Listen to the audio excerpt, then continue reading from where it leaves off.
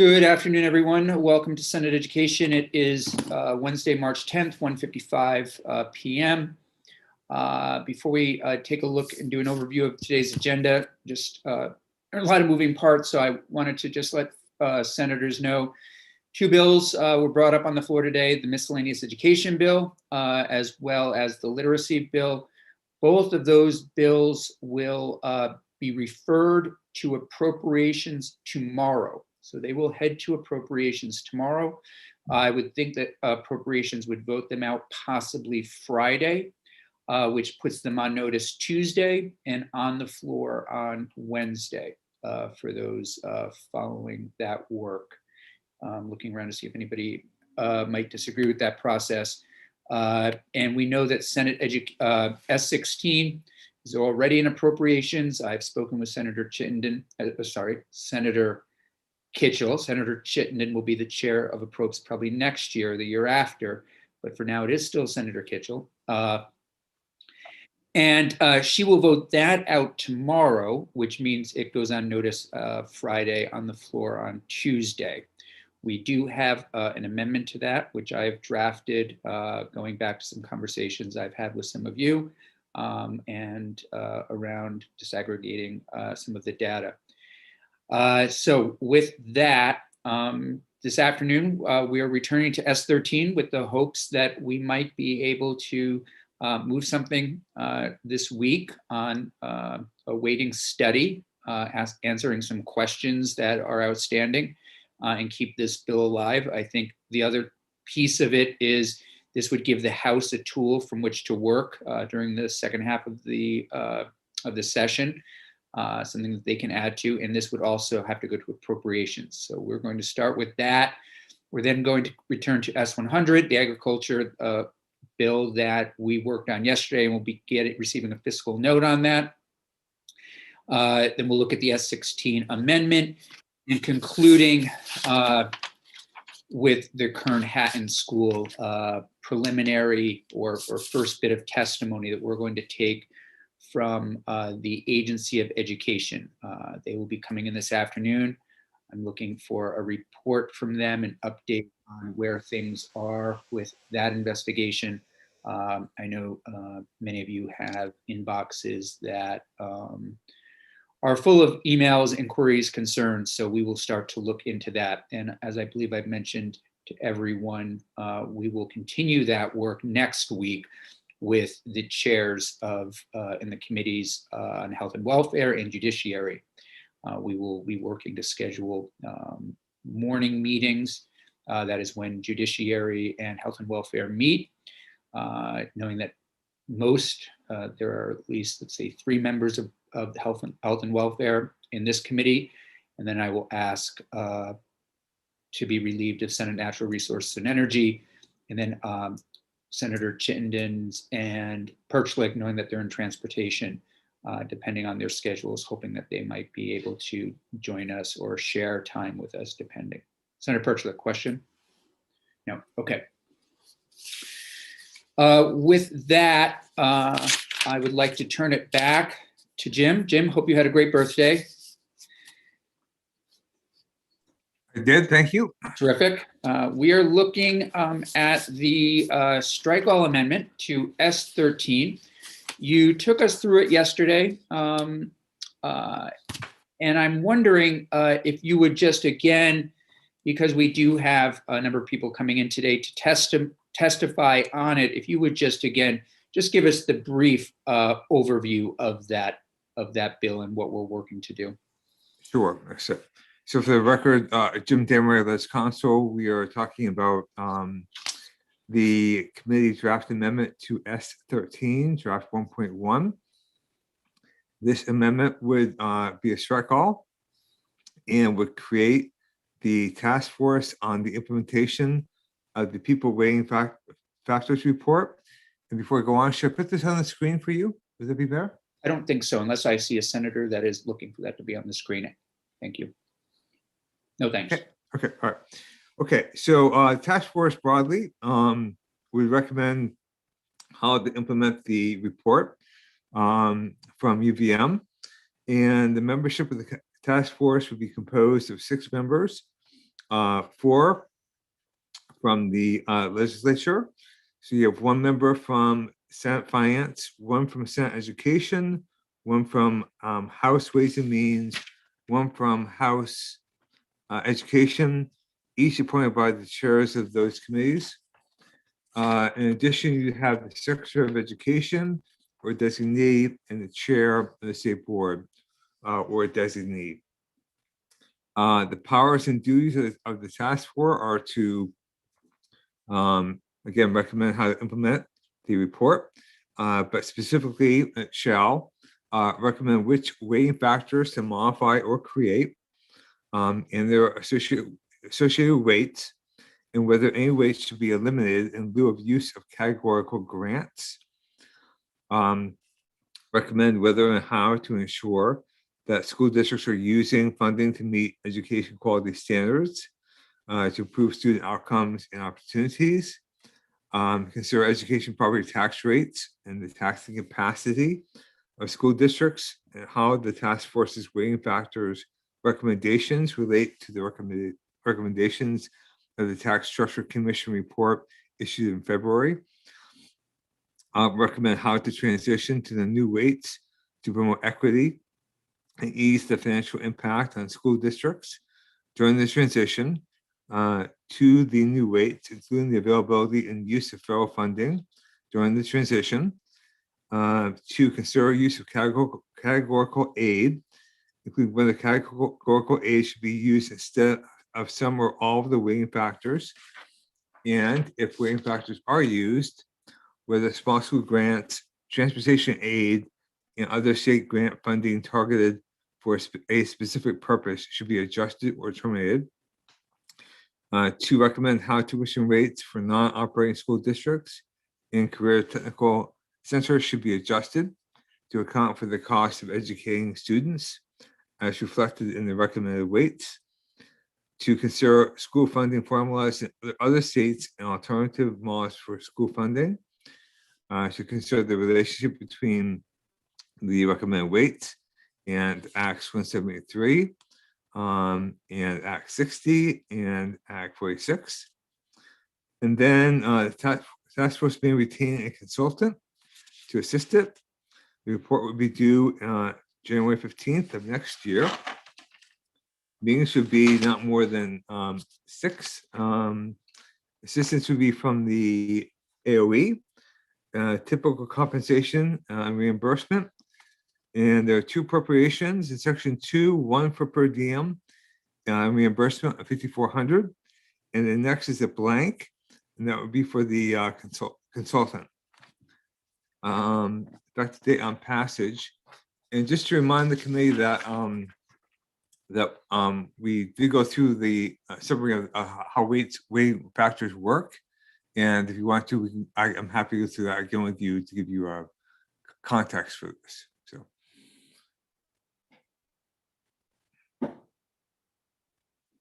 So my recommendation first would be to, well, I'm thinking we should look at this in different parts. First would be what people feel, what senators are comfortable with in terms of constructing this study committee, the membership, and then look at the direction a little bit, and then the appropriation. But before we do that, are people interested in an overview and in a review of what of the weighting as Mr. Desmarais offered? Senator Perchlik. I was going to comment on the bill. I don't feel like we need to go back over the weighting, but I'm happy to do that. Why don't we start then with your question and or comment? It's just overall. Well, the first point is I think we should call it an implementation task force and not a study, because I think I agree with some of the criticism we might have received that people feel like we're studying the study, which I don't think we're doing. If you read the bill, that we're trying to implement the study. So that's just a rhetorical point. But I think in related to that, we don't have any findings in here. And often I find findings to be excessive, but I think in some cases they're helpful. And I thought maybe some findings here that kind of a little bit of the history, not to go through everything, but that, we did do this study. We asked for the study. We realized there was a problem. We asked for the study. The study made these conclusions. Doesn't have to go through everything that the study said, but just like the basic conclusions of the study showing that there was this inequity, or that the weights were, we don't know how the weights were established originally, and that new weights should be looked at the very least, in that the legislature is, wanting to move forward on that. I thought would be a good way to start the bill, to frame it that we do want to move forward, that we're not just studying it again. Yeah, I think all are great points. I certainly, and I don't see any objection at the moment to changing the title to the that would title it Implementation Task Force or something along those lines. So not seeing no objection. Jim, if you would do that, thank you. Well, with regard to context and findings, I think that's also an excellent point. And Jim, if I could look to you to do that and work with us a little bit on that, to find some findings, to give some context again to the work that we would be doing on this within this group. So yes, I want to mention, I just put in the chat box here. Okay. The S13 as introduced had findings in it. Okay. And that was Senator Baruch's work to do the implementation as well. So we can put the findings in from his bill if you want. They're very much along the lines of what you're talking about, I believe. Okay, well, I'd have to go look at them, but you probably wrote them, right? Or I wrote them. Yeah. And Actually, I didn't write them. He wrote them. You were involved in some way, and so Jim, you feel as though they represent what we're trying to get at. It's a good start for sure. Yeah. All right. Yeah. So yes, if you would include those, that would be great. That'd be helpful. Senator Lyons. No, I was going to say, I was just reading the bill that Jim put up in the chat for us, and it does look like it would be very useful. Okay. And you mentioned changing the name of the task force. It already says task force on the implementation of the People Weighting Factors report. So do you want a different title, or is that sufficient? Senator Persick, were you referring to the title or how we were referring to it, how I was referring to it in committee? Who were you correcting? The council or the chair? For clarification.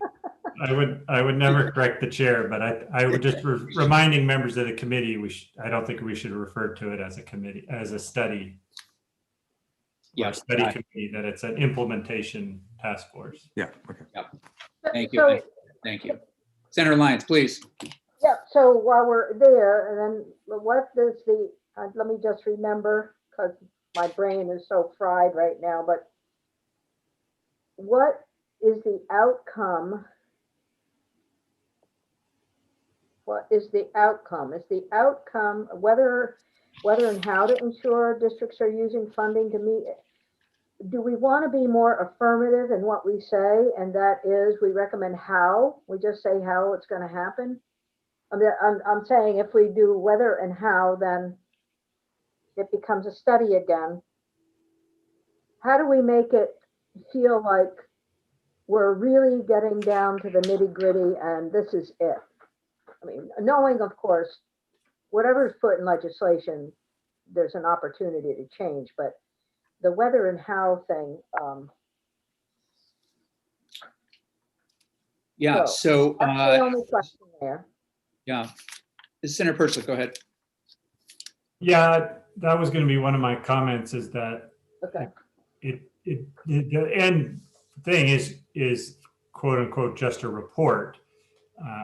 I mean, they could do other things, but there is no kind of action. And I thought it would be good if we had something in there that's, gave a deadline for the actual implementations of the recommendations, because they could just recommend it and then nothing could happen. And then those communities that have had this unequitable funding just have to wait more time. So I was thinking that we would be clear that this will be implemented by, a date certain, the recommendations coming out of the implementation task force. So, sorry. Rather than have a report, why don't we just have implementation legislation, or, really, so when it comes back to us, it's ready to go. Yeah, I've seen that done effectively. Senator Lyons, I'm sorry, I'm not hearing you as well as I usually Oh, hear. dear. And that could, you're coming across, but usually I like you blaring, and only because at 50, not the kid I once was. Don't tell my husband that. Can you hear me better? I turned it up a little. It's fine. I'll get there. I can turn it up on my end. I can turn it up. So let's think about this for a moment then. We're asking them to consider a lot of information that, again, in my mind, they would have to come back and report. There certainly might be some things in here that would require legislative action. I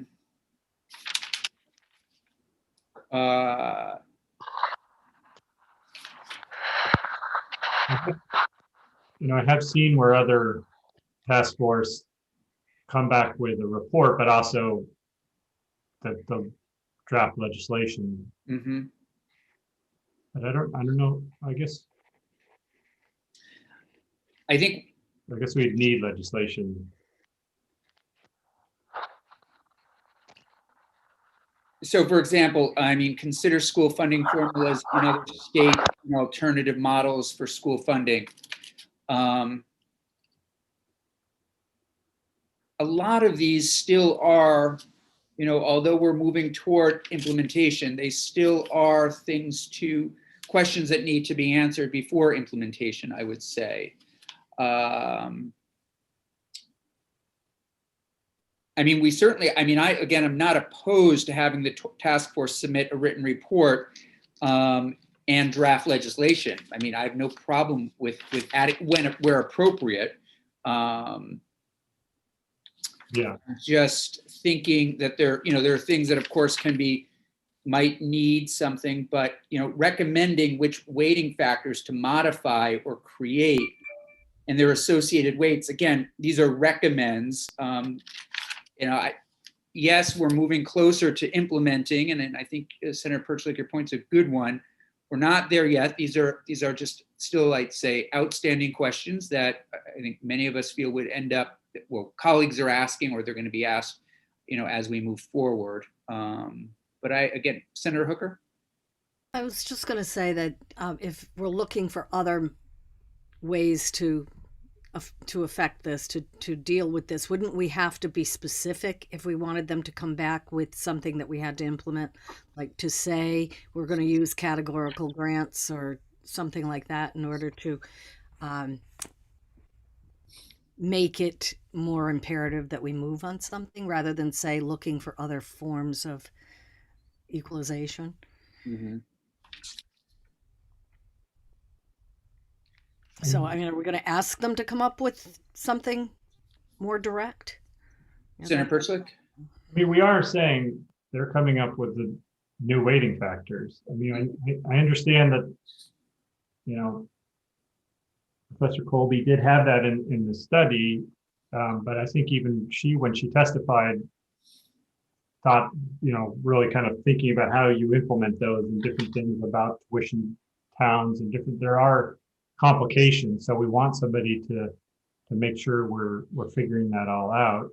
But we are telling them we'll figure it out, and that's why I think it isn't just a name, that we do want them to implement them, but there are questions about how to implement them, and we want them to figure those out. But I don't see my hope is that they come back and they say, here's how you implement them, and then we just implement them. Uh-huh. Whether if we like, I guess like Senator Lyon said, we could always change it, but I guess the next legislature would have a decision to make to Yeah. implement it or not. Well, or we could, so there's going to be a consultant in this, and it's going Yeah. to be, and we're going to have a deep dig on maybe how categorical grants are used or not, and so on. And so maybe what we're asking for are specific decision points for these in these topics. So if there's a decision to be made, but I want to see it somehow in legislation. It's just tough. Or what decision points would the legislature consider during its deliberations on the recommended legislation? So they can make a recommendation, Mm-hmm. and then within the recommended language, there are going to be some points of discussion. Mm-hmm. Yeah. Right, during their process. During their process, but then it'll identify our process. Mm-hmm. This is for next year, Mm-hmm. right? So Mhm. we're just telling ourselves what to do next Mhm. year. And we're Right, telling, with the help of, with the help of this perhaps committee, as well as, they're a possible consultant, that would support their work. Senator Perchlik, I'm sorry, Senator Lyons, go ahead. I have a question. Yeah. So the concerns, I won't use the word complaints, but the complaints I've heard, I will, from people out there saying that we're dragging our feet on this, Mhm. is you have another month and a half of this session. Why can't you, as an education committee, do the deep dive Mhm. and work through all this? And I guess my response to that, I'm trying to think of a response, but I think the response I would have is, well, then it has to go to the House for the same deep dive, Right. and then a possible conference committee. Why don't we have the deep dive happen with a committee that, a task force that can accomplish all of that in a shorter period, in a more comprehensively?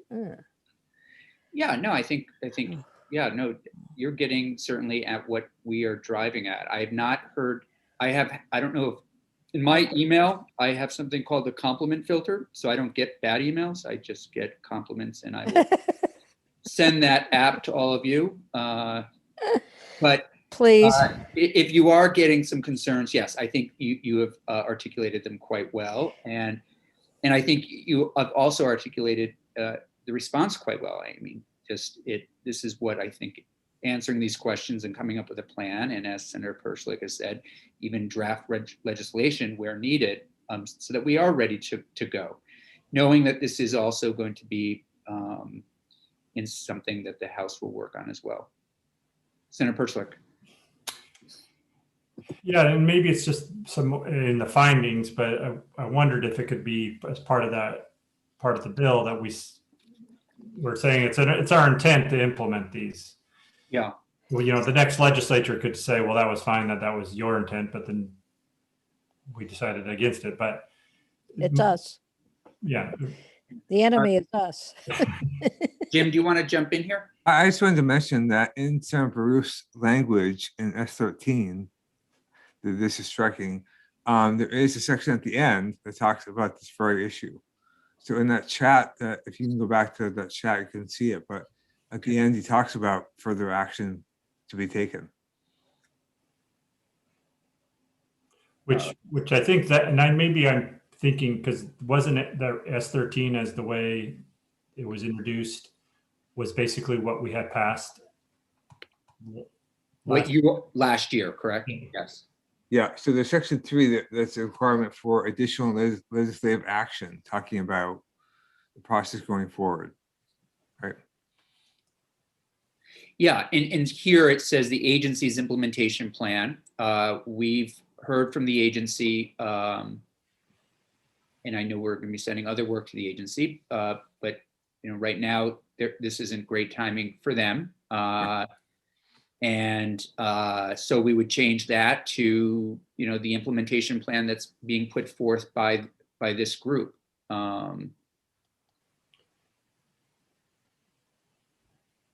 Yeah, I like that last paragraph. Okay. What he Sure. also, in the Yeah, go ahead. bill, it talks about a phased approach. I'm sorry, I was looking at the bill, so I spoke out of turn. I apologize. Senator Perchlik. Yeah, I like that language as well. And maybe we also want to call what the task force is doing is an implementation plan and not a report like we do in the original S13. I think it's doing other things. Maybe it's a report and implementation plan, because there's some reports that are just reporting on like what other states are doing or different education funding methods. But then there's an implementation plan on the waiting. Yeah, no, I do think it's both. I think I know we all want to be respectful of colleagues and others, constituents that have put these questions forward to us, and they are going to help us moving forward and the implementation of this, getting these answered. And so I think it's both. It's both, in a way, Jim, if you could think about this as a study and, draft implementation plan, draft legislation implementation, something like that. Sure. But Yeah. I liked Philip's last paragraph there. Yep. Okay. Yep. Senator Hooker, I'm reading a complex.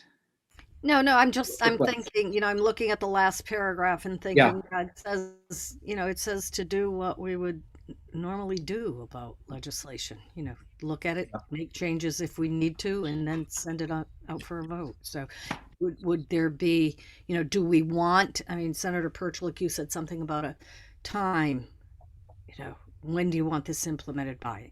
The effective date, we'd have to. Yeah. What did that say? This one was on passage, but that's the bill itself. I don't know as far as what we would do when it came back to us. Is your intent? Our intent is to have this done next year. So, I guess the question is, what's the date that this has to be in law in order to affect change for school budgets? So if we do it next year, it won't be until 2023. Right. Mm-hmm. Right. So I think we would stick with what Senator Baruch said, which would be going into effect next year. Is the soonest. ASAP. Yeah, Senator Chittenden. I know things take a long time. I'm the new guy to this role, but I'll say 2023 is not that long in the grand scheme of things. And I just want to highlight something I heard the pro tem say. I also heard Peter Welch say. I also heard somebody else say, we're getting a bunch of money from the federal government, and it's targeted at schools. And so as much as I feel the pain of these school boards and wanting to provide more for the children, I think we've got an excellent opportunity to address this concern in this intermediary time as we dive into it and do this right. So I just want to bring that back into this discussion. Yeah, thank you for that. Excellent reminder. I agree with that. Yeah. That's why he's going to be the chair of Appropriations. Anything else right now? We've given Mr. Desmarais some information. We're also going to start to hear from some witnesses on this.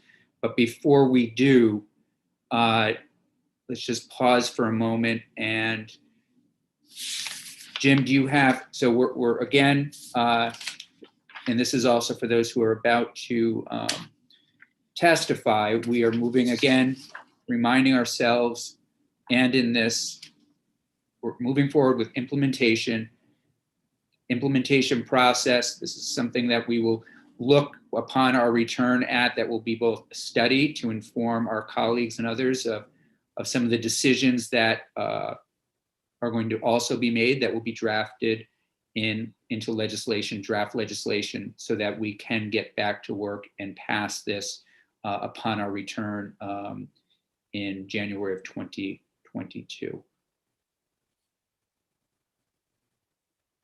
Okay, and we're going to pull the findings from Senator Bruce bill, as well as that last paragraph in terms of implementation. Senator Hooker. So what would we have to do to ensure that we had sort of that bridge funding that Senator Chittenden is talking about with the new money that just passed Congress? Yeah. That, you know, we could make sure that it will be used for these purposes. Do we look at what the weighting recommendations are in the report? Do we try to direct money towards those segments of the school budgets? You know, what can we do to make sure that that's going to happen between now and the time that we come up with this more permanent fix for this? Sure. Great question. So once we get past crossover, we're going to have a reset. You know, we're going to be looking at our priorities. Got a lot of things that will be coming from the House, but we also, as I hopefully have mentioned, we'll be working closely with appropriations as these dollars come in. And there, as we heard from Ms. Benham and Mr. Klein, we are going to schools, given the amount of money that they are going to be receiving, they also may need assistance, not only in terms of how it's used, but in how to direct it, but also business managers and others, you know, may need assistance, and we might need to develop systems so that they know how to, you know, put this money out, et cetera. So I guess the short of it is it's going to be a post-crossover conversation with the probes as we get a better handle on these dollars. Okay. All right, so let's, we have a little more time before we move into S100. So let's hear from Mr. Nichols, Mr. Francis, Ms. Siglowski, and Mr. Fannin on this. And I appreciate all of you being here.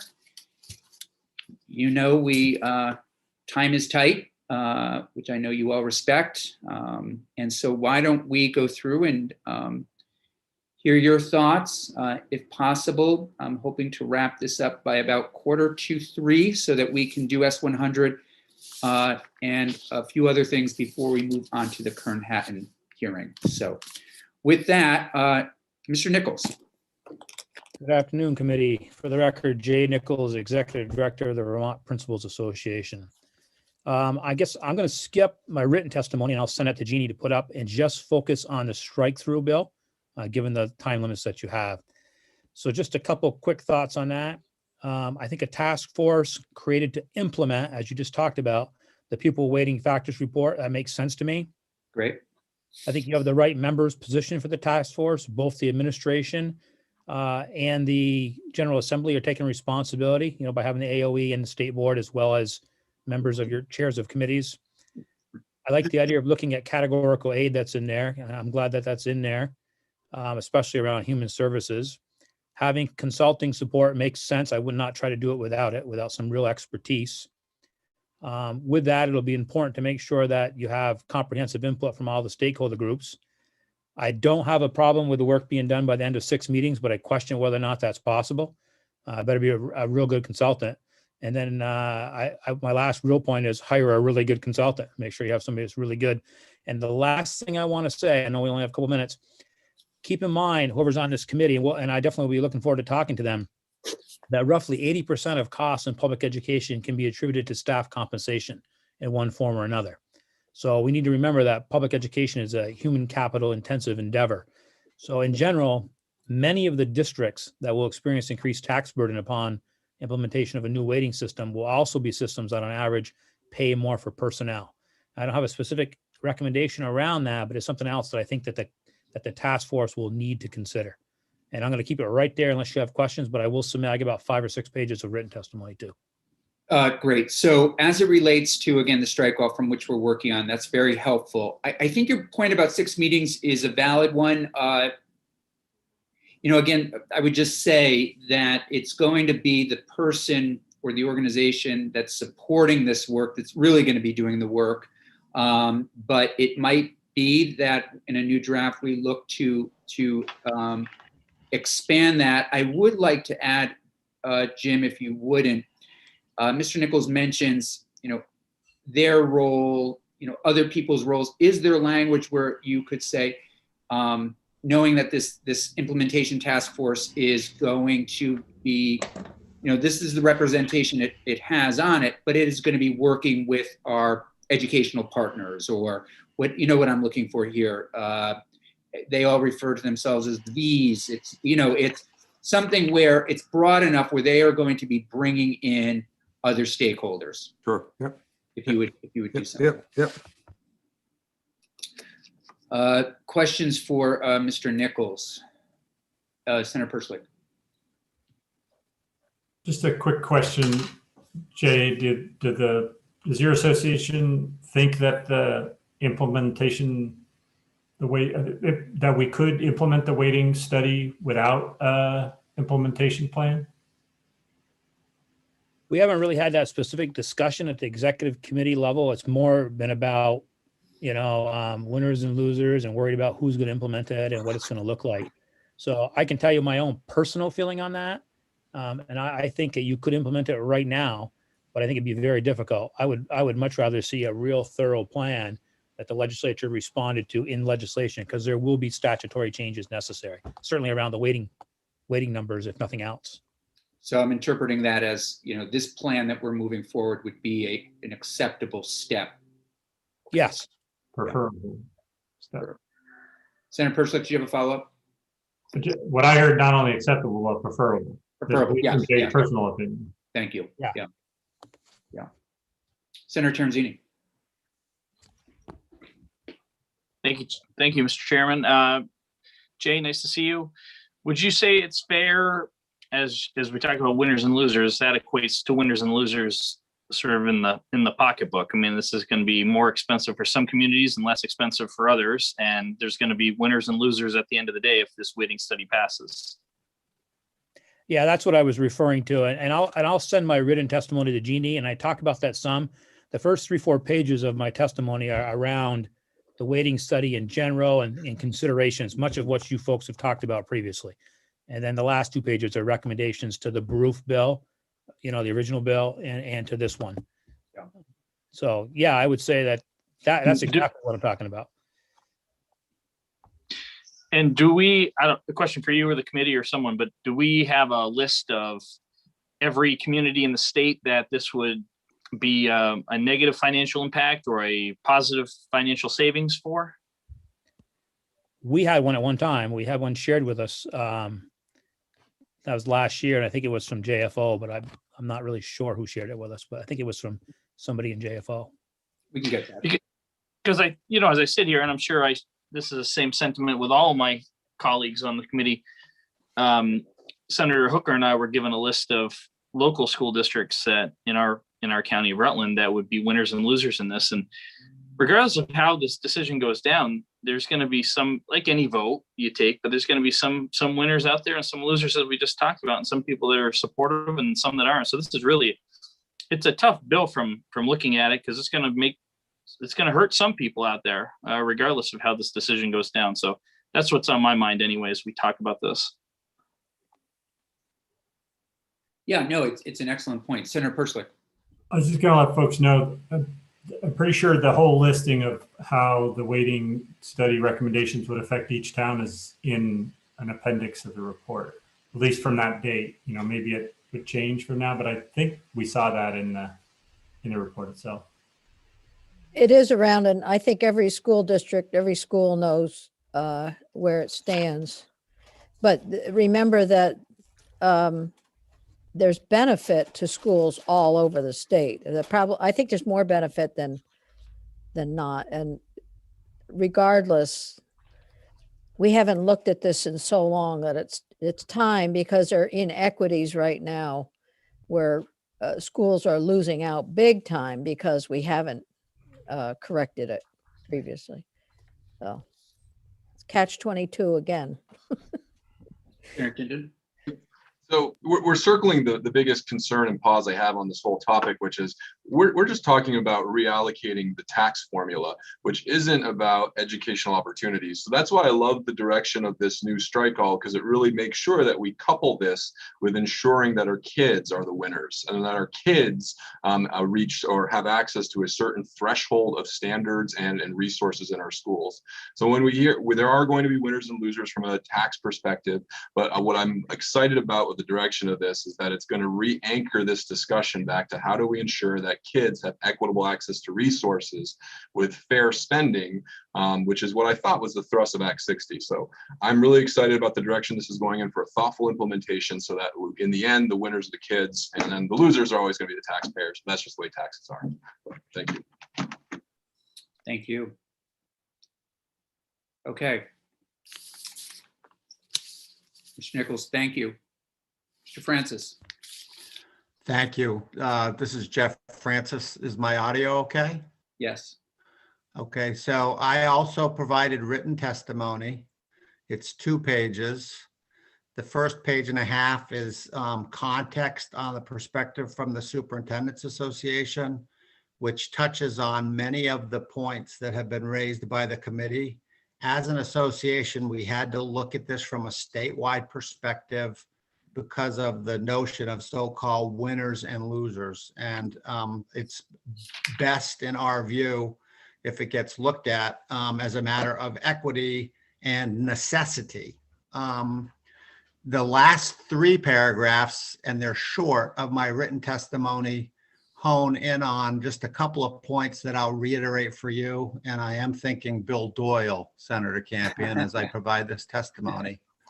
So the first point that we make is that careful consideration for the process of implementation for the weighting changes cannot be overstated. And that seems to be the sentiment of the committee with regard to your amendment. We also acknowledge the need to act by indicating that the weighting changes must occur for more fairness and equity in the system. Vermont's funding system is based on principles of equity, and to not adjust the weights in order to achieve better equity would be inconsistent with the fundamental purpose of our funding system. We then go on to say that it's important that all communities understand what the implications and effects will be in those communities, because they will need to plan for change. And you've talked about the fiscal effects as well as the educational effects. And that is the education delivery system. We try to do the very best we can for kids, and we try to pay attention to costs. And this is going to adjust the tax rate burdens, thus the importance of going into this extraordinarily thoughtfully. With regard to the strike all proposal, I think it's a reasonable approach, provided that you all do what you say you intend to do, which is actually act. So I was intrigued by the discussion about study versus implementation. And I think that every educator in Vermont should be interested in education because of the need for better equity in the system. I think that the approach that you're taking is going to deliver recommendations for legislation or legislation itself. I think that it's very important that the General Assembly act and act deliberately. I took note of the discussion about timing, and you're right. If the legislation does not get enacted until the next session, the second half of this biennium, then it will be nearly impossible to have those weights go into effect in fiscal year 23. And then finally, I have one specific recommendation, and this has also been alluded to by your discussion. I think that the bill should include a provision that requires the task force to determine and undertake reasonable methods to ensure that the voice of local school officials, school communities, and citizens inform the report. And that is directly from a paragraph in my testimony. This looks in a report and a spreadsheet and a model as theoretical. It's far from theoretical in how it's going to play out on the ground.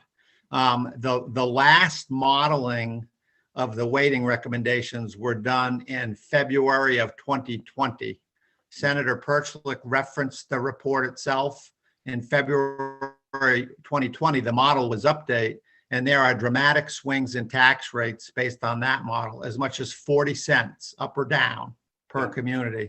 So one charge to the task force should be to have a new model produced so that everybody is very clear what the effects of this are. And then my last 2 points, and I'll wrap up. I think that the legislation would benefit not only from clarity in the title, but also an explicit statement that says it is the intent of the General Assembly to act to implement new weights. That would give you the opportunity to maybe look at a weight and learn more about how that weight was established. But I don't think that people should be left wondering if new weights will go into effect. And then the final thing I would say is that that you indicated, Senator Campion, that you're looking for a vehicle to have the full Senate consider and also House deliberations. That's The right. House has a bill, H54, which is a different approach. I suspect that they'll still be interested in their approach. But I would urge you to do what I think you intend to do, which is vote a bill out of your committee this week so that we can watch this process move toward its reasonable end, which is an adjustment of those weights. Thank you very much. Thank you. Mr. Francis, there was a lot there. I just want to capture, if you wouldn't mind, and I don't want to miss something, if you would just take that last paragraph, the part that you really feel as though we need to make certain adjustments to the bill, if you would email that to me so I can have a look at it, maybe to the entire committee. Sure. It's in my testimony, which you have. I sent it to Jeannie around noon today, but I'll also send an email to you with regard to a statement of intent. Is that what you're referring to? Yeah, I think that, well, I think, Jim, you can capture that, the statement of intent. I just want to make sure there wasn't something else that you said that were. Yeah, I think it's in my testimony, and I'll be with your committee the rest of the way. So if further questions arise, but in summary, the weights do need to change. Yeah. You should be deliberate, thoughtful, and move forward. Yep. Thank you. Ms. Siglowski, good to see you. Good to see you too. Thank you, Chair Campion. I also submitted written testimony to the committee. It's 2 pages, and I won't read through all of it. I'll just summarize it and let you know that the VSBA's official public policy positions on issues of interest to school boards are derived both from its resolutions, which are submitted by member school boards and voted on at each annual meeting. And also, if there's no applicable resolution, then the position is by vote of the VSBA board on a motion made during a VSBA board meeting. In my written testimony, I provided you with the 2 resolutions that we have addressing equalization and equity in high quality learning opportunities. So I would encourage you to read those, but I'm not going to read them right now. I'll just move on to let you know that since the release of the report in December of 2019, the VSBA board has voted on 3 motions relative to the report. In March of 2020, at the board meeting, Professor Tammy Colby presented the report and its findings to the VSBA board, and to determine an advocacy position more specific to the report. The board voted and approved 2 motions at that meeting. The first motion was that the VSBA fully supports the findings as presented in the weighting study, and that passed unanimously with 1 abstention. The second motion was that the VSBA requests the legislature to thoughtfully and expeditiously establish an implementation plan in pursuit of equity of outcomes for all students, and one that is designed to build capacity within our systems to absorb the changes in funding due to changes in weights. And that also passed unanimously with one abstention. Because we didn't see any progress on that second motion that I just mentioned, the board did revisit the issue in June and voted unanimously to approve that the following position be communicated to key legislative leaders after the General Assembly completed its June session and recessed until August when it came back. And so that motion was that the VSBA advocates for the establishment in this biennium, which this would now be the legislative session of 2020, of a working group to address implementation of the weighting study recommendations with a set timeline for the creation of the working group product. And that motion passed unanimously. So our president, Neil Odell, sent a letter to the committee chairs in early August to that effect. And since the working group was not established in the last biennium, the VSBA's position on the report continues to be represented by the motions from a year ago, March 2020. And that is support for the findings of the report and a thoughtful and expeditious implementation plan in pursuit of equity for all students.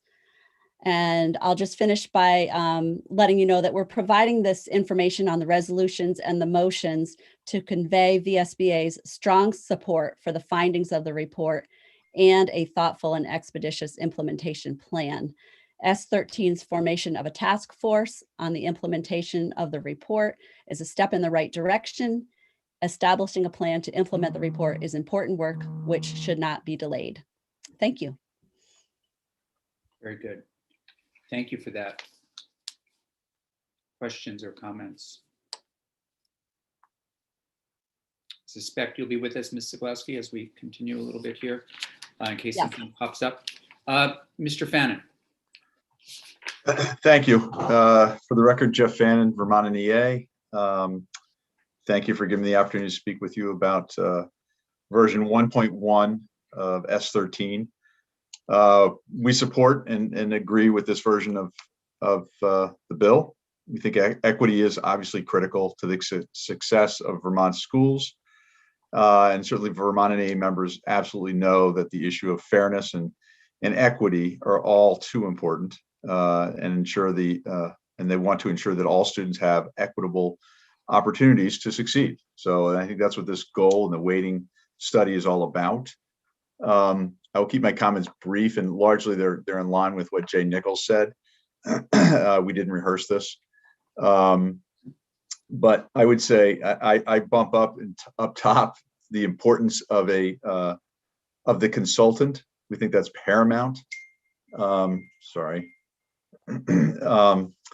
We think we also agree that there needs to be perhaps in the bill some necessary input from the stakeholders. If not explicit, it needs to be some way added. I think hearing from the field is important. They've got to implement any of these studies, and so I think it's just a necessary part of it. I too question. Mr. I'm sorry. I just want to make sure, Jim, you have that, right? You have that. We really want that in, and that's terrific. Okay, thanks. Sorry, Jeff. No worries. 6 meetings is ambitious. Yeah. I'll say C number 1 above, which is hire the best consultant you possibly can. Yeah. In that regard, and maybe he or she could do it in 6 meetings. I'll be all the more impressed. I think that's the point where we do need to return to. I think committee members need to and take everyone's advice here. I think we probably need to bump that up. It's sort of there's no art to this. But I'm guessing it's going to be closer to 10 to 12, possibly. And I hope committee members will give some thought to that, because one of them, God knows it's not going to be me, is going to be on that committee. It's the last thing I do. I'm kidding. But yeah, I think it will be somebody from this committee will be there. So.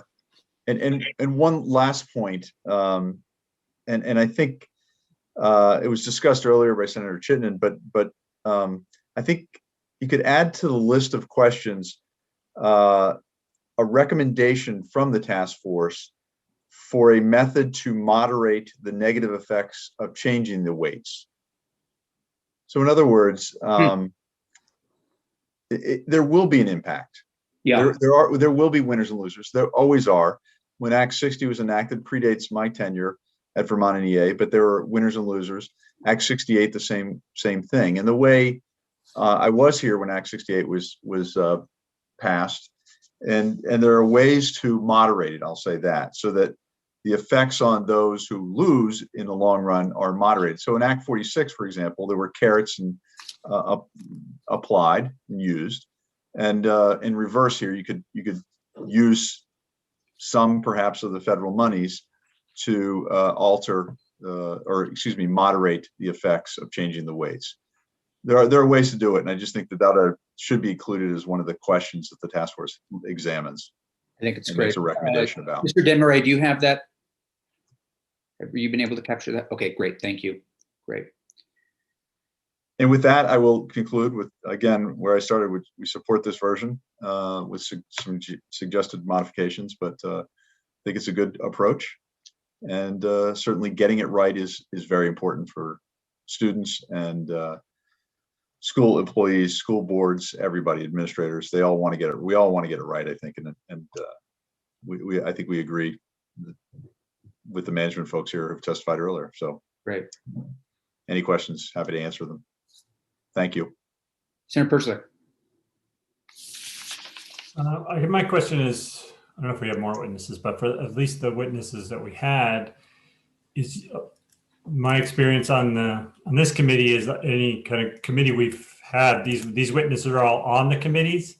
And one thing that reading through the bill, I noticed it's legislators and executive branch, but we don't have the NEA, the School Boards Association, the Superintendents Association on there. And I wondered if that was on purpose, or if people don't want to be on there, or I just thought instead of saying we need to go get their input, why not have those three organizations on the committee or on the task force? So it's a great question. And I have a response, but it looks like Mr. Nichols does as well. Yeah, I don't think that we should be on there. And the reason is we're membership driven organizations. All four of us represent our members, and our members are going to be impacted in different ways on this. So I think our input should be given to help you understand some of the facts, what it might look like on the ground. But in terms of actually making the final decisions, I think it has to be the administration and General Assembly. So in my written testimony, you're going to see that I talked a little bit about that I don't think in this case we should be part of that. Yeah, I don't have anything to add. When making up, again, it was just taking a number of things into consideration, just trying to put this forward, but it was shared with me also. Yep, some individuals felt as though it could get tricky and complicated. So leave it the way we designed it. Please, Senator Persley first. Well, go ahead, Jeff, if you're going to respond to that. Yeah, I would add to what Jay said is that we are membership organizations and certainly capable of advocating on behalf of our members, as you probably know. And we're not bashful at times. And certainly when it comes to equitable funding, I think we all agree. And if something's going afield, we'll be certain to speak up. But I agree with Jay that we do come at it very differently in some places. Yeah, that makes sense.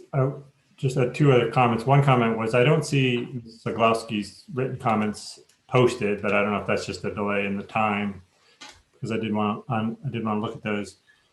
But just a general comment about the comments about winners and losers, and maybe I'd feel differently if I lived through the Act 60 and the tax increases that some towns felt, but I see it as not that, even though taxes will change, since it's going to benefit all schools, all students are going to be better educated. So I just advise us try to avoid falling into the trap of thinking of it as winners and losers and thinking that this is going to be better for the whole state and we're going to have better educated students. So even if my town is going to pay more in taxes, just as Act 60 helped for the equity, that's we're winning if we have a more equitable system. So. You're muted, Senator Campion. Senator Chittenden. I see Senator Lyons has her hand, but really quick to that point, Senator Persh, I couldn't agree with you more. But my caution that I've raised a couple of times is that if we don't do this right and we throw this at the communities too quickly, that doesn't translate, and they acknowledge this in the weighting study report, that doesn't mean the communities are that are the losers, as we've been framing them, are going to approve these much higher school budgets. So it will effectively not get approved. They'll have to slash to the bone, and then we'll reduce the funding to the ed fund. I'm still learning how this yield thing works, but what I'm saying is that we need a thoughtful implementation plan, because there are negative adverse consequences that communities that don't approve these massive hikes to their tax rates will affect the entire state, a vicious cycle. So that's why I'm really supportive of the direction we're going in to get this right and to be thoughtful on that point. Senator Lyons, I'm sorry to have jumped in front of you. No, that's good. I like your comments. I would just want to step back to Act 60, and I was chairing a select board of a gold town at the time. My personal reaction to the passage of Act 60, because I was chairing my select board, was, good grief, they're pulling the rug out from under us, because we had planned for accelerated development to offset costs, educational costs. So there's a lot of stuff going on right now in schools that may be sort of uncovered as the weighting standards, weighting changes. So I do think that having something in there that recognizes both the positive and the negative is important. Look at the people working on this, including us, are pretty isolated from the taxpayer, even though we are definitely in, I shouldn't say that because we hear from our constituents all the time, but our constituents are not directly linked to what the effect of these changes will be. And so the comment about having local people, local boards, local folks involved in the process is very important. Otherwise, they're not, it's going to hit them square between the eyes. I do think that the comment about moderating negative effects, I don't know, maybe that's the wrong way to say it, but there's got to be a way to say gradual implementation to offset losses. I don't know what you say, but at least there will be something there to fall back on when we hear back from folks who are negatively affected. And by the way, I do like equitable educational funding. Mr. Nichols. Yeah, I think you already say that in this draft of the bill. On page 2, section 4, it says, recommend how to transition to the new weights to promote equity and ease the financial impact on school districts during the transition to the new weights, including the availability and use of federal funding during this transition. So I think that's where that nexus comes in. All right, sounds good. As long as it's clear to the group that's working on it. Speaking of that, our colleagues, this is a lift. This is a serious conversation. Again, I put in 6 meetings to get a conversation going. It seems like it warrants doubling that. There's always the possibility that people don't need to meet, but better to give people the opportunity and the time to do the work.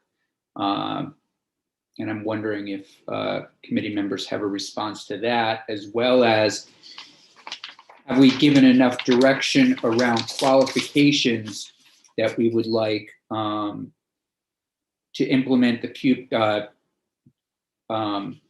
if you look on page 4 at the bottom, we're looking for an appropriation also to for consultant expenses, and we're not giving any real qualifications there. And I think, Jim, if you would maybe work with me, but we want somebody who knows this work, who has a history in this work, And I'm sure the committee will move in that direction, but I think it warrants just pulling that. This isn't, not that anybody on the committee would, this isn't, of course, a political position. This is somebody that has this kind of experience that can, is equipped to make these kinds of decisions and guide the work.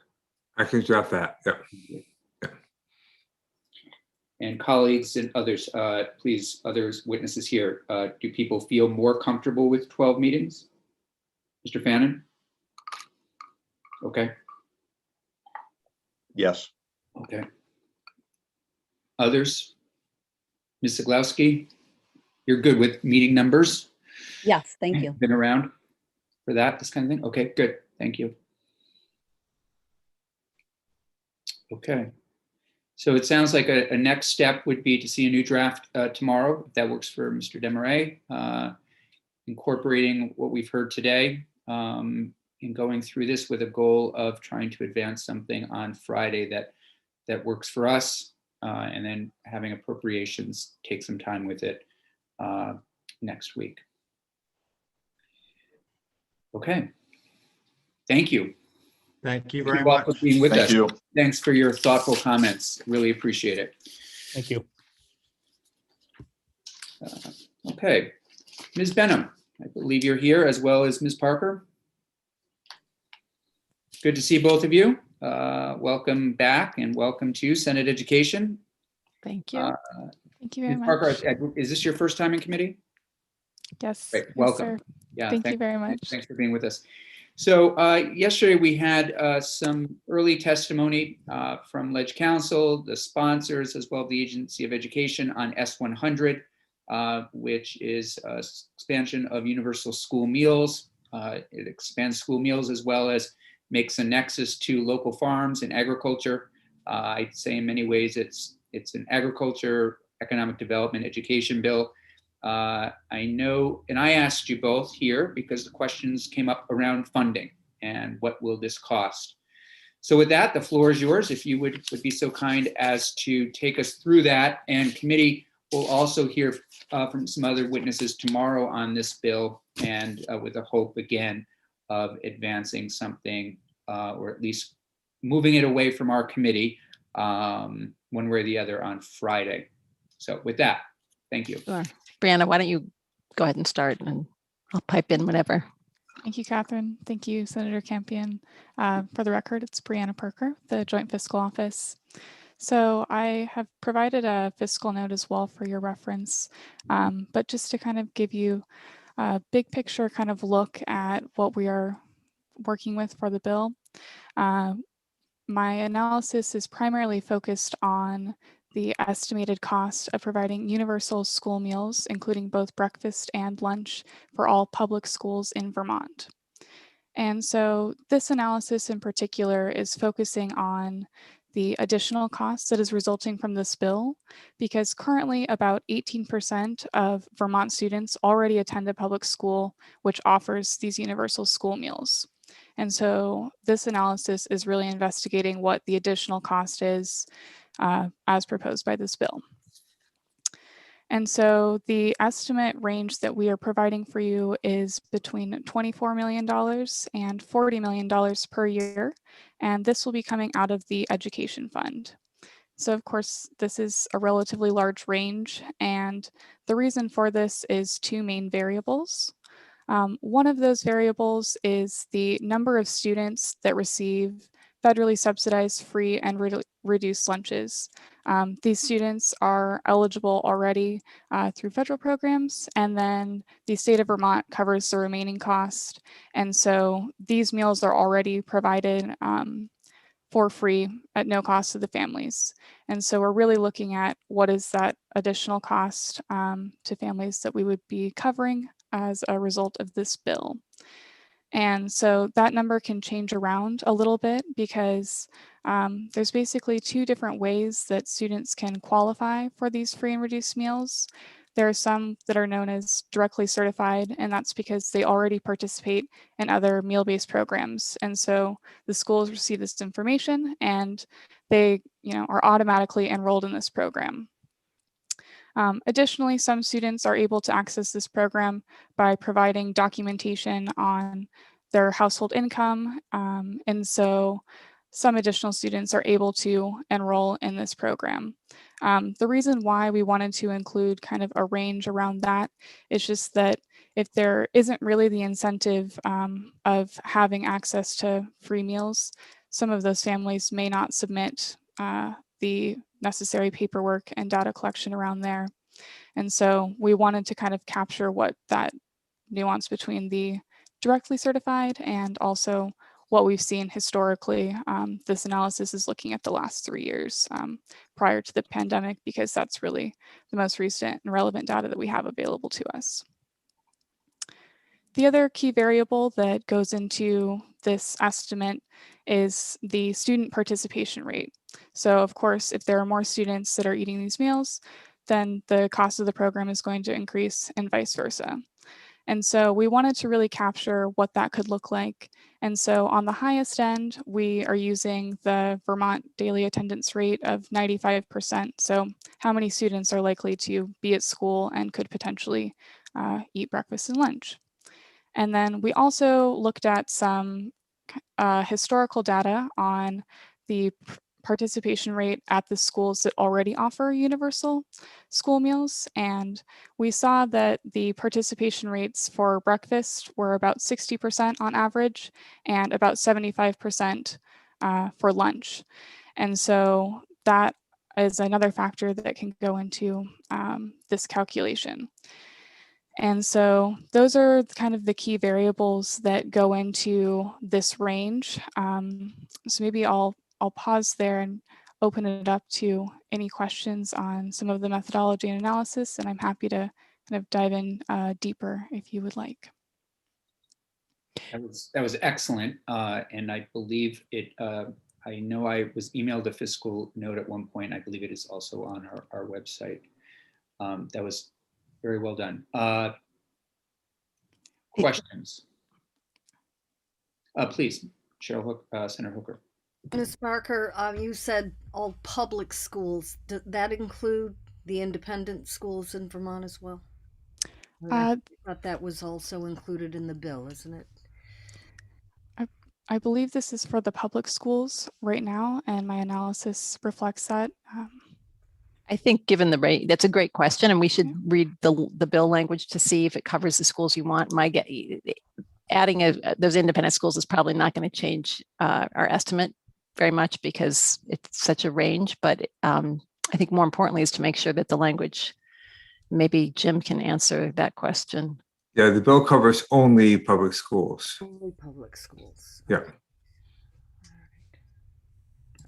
How would that work, if I may, for our, a choice town, choice district? Still, if just the public schools, our academies also would not be included, correct? No, just public schools. No. Okay. Yeah. Okay. Thank you.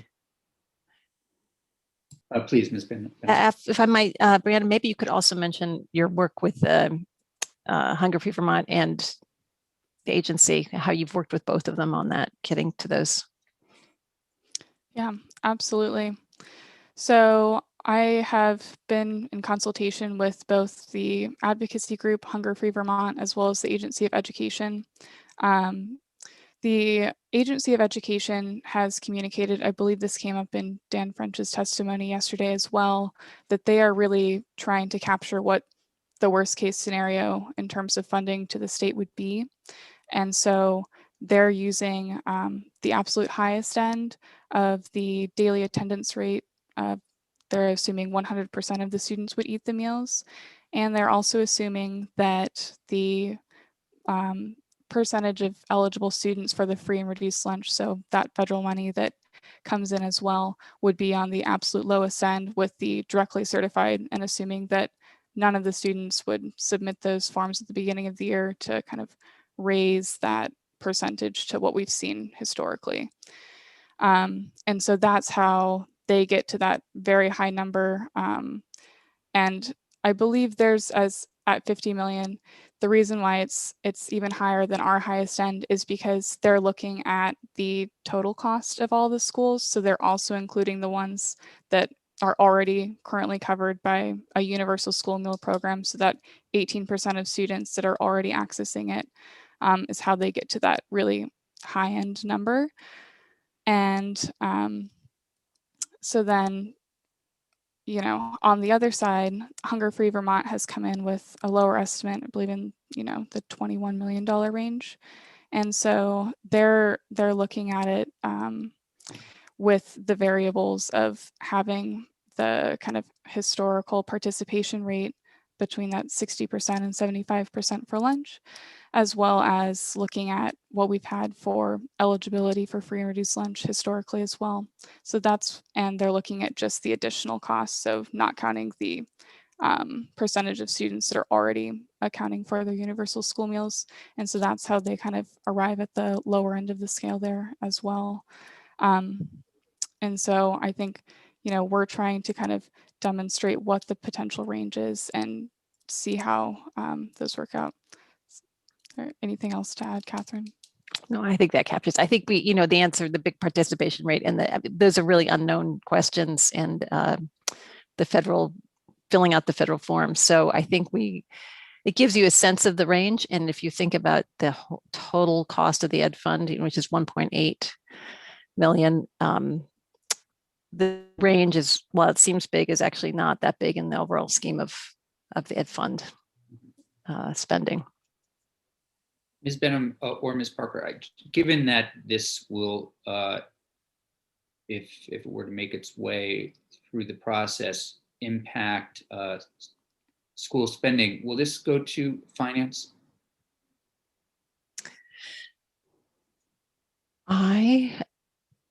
That's a call. I'm not the one who gets to make that call. No, So sure, it's a good question. I don't know. Okay. I mean, it's affecting local budget. It's affecting, yes, it will be affecting local school budgets. So I don't know if it'll go to yeah. Okay. Senator Terenzini. Thank you. And I guess my question's for Catherine and Brianna, and I apologize to my colleagues on the committee. I probably sound like a broken record at this point, but I'm still trying to figure out how the intricacies of funding state government and all the pools of money and everything else here in my first term as a senator. But so I'm reading the fiscal note now, that $24 to $40 million per year to the education fund. Is any of that federal money coming to us, or is that all to be raised by taxes of property owners in the state of Vermont? It's a great question. So that number does reflect all of the federal money that we would be receiving. And so this is the additional cost that would be borne by the education fund and ultimately upon taxpayers. So just to clarify, that 24 to 40 is the state dollars that would be coming through the ed fund. There are federal dollars that get pulled down to match it. Like, and if you wanted to go into more detail, Brianna has on the back of her fiscal note the breakdown for each meal of what the federal match would be. So what you're looking at is what would be in the education fund. So, okay, good. Not including federal dollars on that piece. Yeah. Okay, so just for my kindergarten level of understanding right now, that if this bill passed, this would add an additional $24 to $40 million a year that needs to be raised by taxes of property owners and businesses alike in the state of Vermont. Yes, but those are not the only revenue sources. But yes, the revenue sources include the sales and use and the meals, and property taxes are a piece of that. Yes. Okay, thank you very much.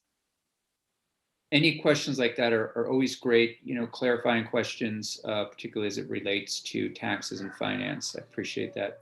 Senator Lyons. So if a school is conscientiously decides that they don't need to have the support because they take care of their kids anyway, or they're of a higher income, they have a higher median income in their area, are they part of the 20% or 30% that don't participate? How does that work? If a school doesn't want to, a district doesn't feel the need to participate, because we do have some of those. Right. This bill requires everybody to participate. I mean, that's not an Yes. option. Okay. So schools can kick and scream, but they still have to participate. Yes. Okay. And but I believe there's a 5-year phase in. Am I? Yeah. Okay. So That is correct. that's a little unclear to me about how that phase in works, but yes, this would require them to do it. Okay. I don't know who the 20%, Brianna might know who the 20, there's approximately 18% of the students who are currently getting served meals already. And I Right. don't know where those schools are located. Oh, probably all over the place. Yeah. Yeah. It's an income level determination. Yeah, the Agency of Education provides a list of the schools that are already enrolled on their website, on their free and reduced lunch page, if you would like more information on that. All right. Senator Perchler. Thank you. Did you I'll be look right at all- back. You bet. So, sorry, Brianna, if you mentioned this or if it's in your fiscal note, but the current costs of running the system when there's an administrative cost to figure out who's gets the free and reduced lunch. Is there any kind of administrative savings by just saying, hey, we're not going to try to get money from anybody? Was that part of your calculation? That's a great question. My calculation is based off of the meals exclusively. I did include a couple of points at the end of my fiscal note that we didn't capture with numbers, but just there's some potential additional savings for things like administrative costs, as well as potentially with economies of scale, some of those, prices could decrease. I think on that note, to kind of build off of some of these other factors that could be potential costs or benefits would be, there could be some additional costs for some of those schools that maybe need to upgrade or expand their kitchen. There could be some capital costs associated with expanding the meal programs, things like that. So I did include some of those as additional comments in my fiscal note. I see that. And then another quick question is, when I've spoken to the local school here in Montpelier, the food director would like to go to free meals at the school there. One of his points was that they have a lot of money they don't collect as it is. And I think he pointed to some other schools that have more. And so I didn't know if that uncollected money, which is a cost at the school, was part of your calculation. I would say I based my calculation. I think this is language in the bill. Correct me if I'm wrong, Jim, but it emphasizes the need to access all of the available federal and state funds. So that was the assumption that I incorporated into my fiscal note. So some of those nuances may not be included. Okay. And I don't know if it really rises to more than a rounding error, it might not, but it's just something I've heard that's a cost to the current system of the parents that just don't pay. So. And if I might add that people talk about that administratively not having to track down the money that's not paid. I've heard people testify. I don't know if you heard that yesterday or not, but people have talked about not having to track that is helpful in terms of administration. But we didn't have any sense about how big that is. And likewise, we don't have a number on what the increased cost could be for the the kitchen that Brianna was talking about. Any final questions on the fiscal note at this point before we take a break, and then we'll come back, have a little discussion about this before moving to S16 amendment. Senator Hooker. So I guess, I'm thick, but can I ask you, Brianna, the amount that you've stated here, the range, does that include the schools that are already doing this? No. So No. this is beyond that okay. Correct. Yep. This is capturing the additional costs resulting directly from this bill. Okay. Thank you. You're welcome. Senator Shinden. This goes to finance next. Yes, it came from ag to ed, and finance is going to take a whack at this because I think.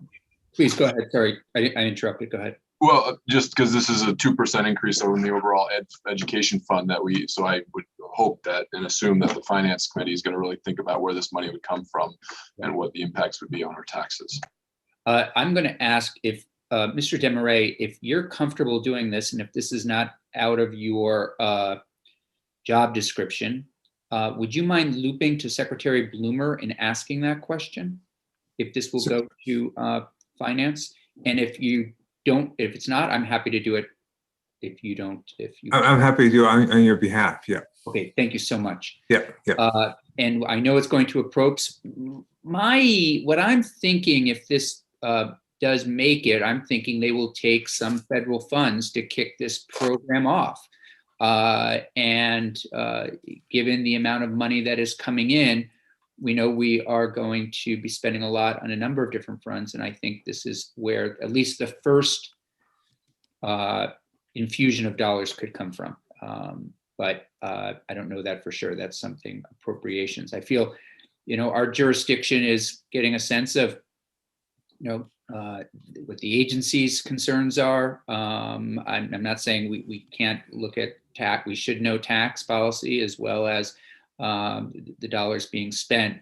But our jurisdiction is really education. So your point's well taken that this is going to make its way around. Okay, Ms. Benham. I know you mentioned you were going to break. There is one other portion to the fiscal note if you wanted. It's pretty quick. Yes, please. Yeah, which is the appropriations part, which is why. Yes, please. So Brianna, I'll let you go ahead. Great, thank you. Yeah, so kind of the last section is really just trying to capture the appropriations. There are these two additional grant programs that this bill includes.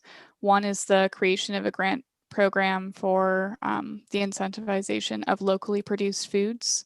And so this does have kind of a first year startup cost, about 1.1 million. And so 1 million of that is projected to come from the education fund and $100,000 from the general fund to fund a staff position. And then going forward from that, the just kind of standard annual cost is going to be $500,000 per year. And this is from the Agency of Education budget request to the General Assembly. So that is one portion of it. And then the other appropriation that's included in this is for the Farm to School and Early Childhood Grant Program.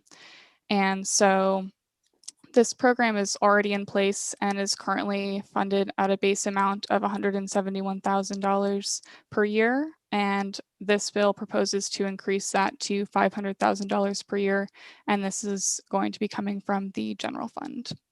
So those are the other kind of appropriations that are included in this bill as well. Questions?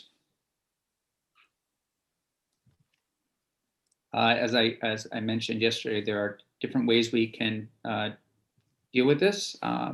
We'll hear some more testimony tomorrow. We can certainly amend.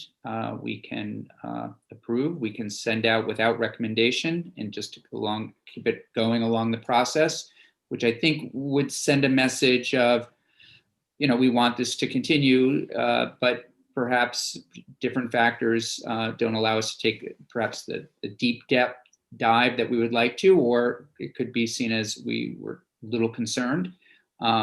People may interpret that different ways. But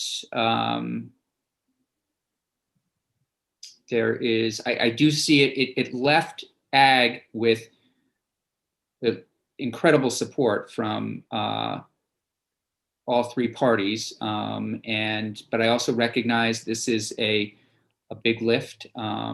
And something that for me personally, I'm incredibly excited by, because it's school lunches and it's, I think, economic development for ag, but I also recognize, that people do have concerns. So unless I see other questions at this point, we will take a break and then come back, have a little more of a committee discussion before we talk about an amendment to S16 and then move into our afternoon testimony from the Agency of Education on Kern-Hatton. Okay, so we've been at it for a while. Why don't we come back in 15 minutes, go out, try to get some sun, and we'll see everybody at 3:40. Thank you. Thank you.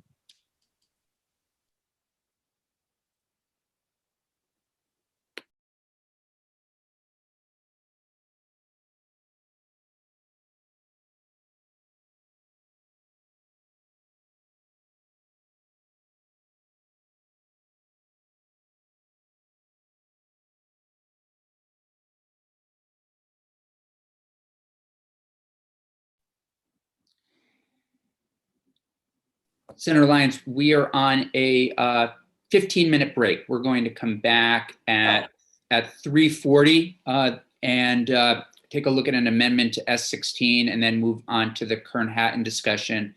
But, you know, a good discussion with joint fiscal. Oh, terrific. Right. I thought that fiscal note was outstanding. Yes, I thought she did a wonderful job. Yeah, she's great. Great. Okay. Have a All good right. break. Thank you. Thanks. Bye-bye.